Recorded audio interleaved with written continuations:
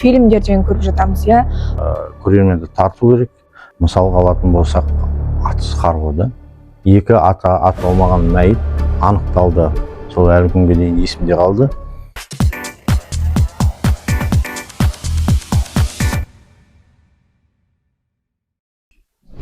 Бүгін біз қылмысты ашуда шешуші рөл атқаратын мамандық иесі криминалист туралы әңгіме өрбітетін боламыз.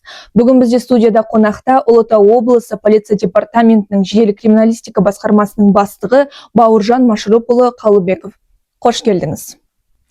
Сізге қояр алғашқы сұрағым, жалпы криминалист деген кім және криминалист болу үшін қандай қасиеттер қажет? Криминалист болу үшін ең басты қағида адам білімді болу керек, жан-жақты болу керек. Өйткені криминалистика мамандығы сан түрлі ғылымдарды ұштастырып жатыр. Айта кетсек, биология, химия, физика, тағы басқа салалар. Сонымен қатар зерттеу, талдау, анализ жасау қасиеттері болу керек адамда. Енді ең басты қағида ол әрине адам өз мамандығын жақсы көру керек. Сіздің алғашқы қылмыс орнындағы тәжірибеңіз есіңізде ме, және сол тәжірибедегі сезіміңіз қандай болды? Айтып жеткізсеңіз. Енді әрине алғашқы қылмыс орнындағы тәжірибем ол оқиға орнын қарау барысында алынған айғақ заттар, қол іздері кейіннен адамды анықтауға мүмкіндік берді. Сол әлі күнге дейін есімде қалды. Қылмысты тез ашылуына себепті болды. Сондықтан кейіннен осы жағдай мені әлгі осы салада әрі қарай жұмыс істеуіме үлкен септігін тигізді. Көпшілігіміз криминалист жұмысын фильмдерден көріп жатамыз, иә? Шынайы өмірдегі жұмыс қаншалықты фильмнен қарағанда өзгеше? Енді көрген фильмдерде әрине шынайы көрсетеді криминалистердің жұмысын. Енді көрген фильм болғаннан кейін көрерменді тарту керек. Әрине өмірде де солай. Бірақ енді өмірде кішкене төзімділік керек бұл жұмыста.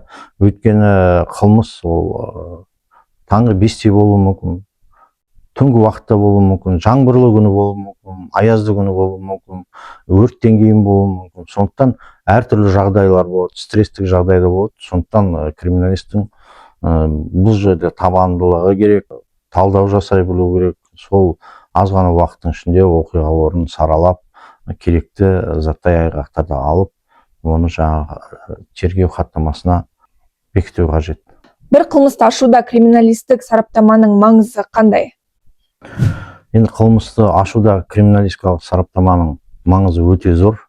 Өйткені айғақ затты алғаннан кейін оған маман ретінде криминалистикалық зерттеу жүргізуіміз керек. Мысалға алатын болсақ, атыс қаруы, мылтықты алатын болсақ, ол атуға жарамды ма, жарамсыз ба, қандай моделіне жатады, соның бәрін криминалист сараптама жасау арқылы береді. Ол ертең қылмысты саралауға көмектеседі. Мысалға айта кететін болсақ, былтырғы жылы бізде криминалистикалық есеп, яғни геномдық молекулярлық есеп бойынша 2 аталмаған мәйіт анықталды. Қазіргі таңда заманауи технологиялар жұмысты қай жағынан және қалай жеңілдетіп жатыр? Енді дәстүрлі криминалистикадан басқа қазіргі технологиялар ол геномдық сараптама, сонымен қатар цифрлық зерттеу, сонымен қатар бейне талдау. Бейне талдау дегеніміз мысалға қазіргі қалада орнатылған бейне камералардағы адамдардың бет-жүз әлпетін анықтау, оған қылмысқа бар жоғын анықтау, бейне талдау арқылы жүргізіледі.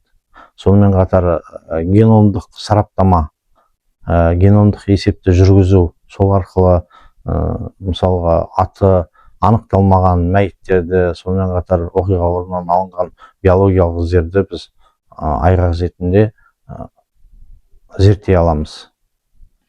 Болашақта криминалистика саласы қалай дамиды деп ойлайсыз?